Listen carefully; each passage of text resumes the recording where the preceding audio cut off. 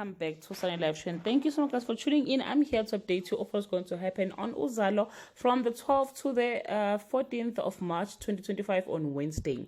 Babekazi's sweet revenge is Njinji's bitter pill.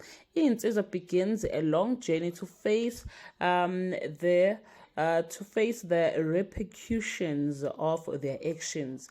Mzamo's pitch gets shut down on Thursday. Insizwa finally go their separate ways. Madlala and Sipho are ready for their family day, except Prince is mere on Friday.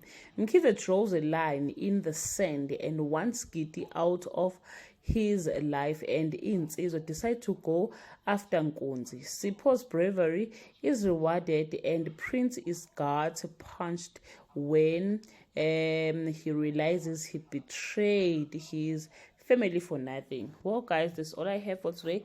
Can leave your comment below and share your opinion.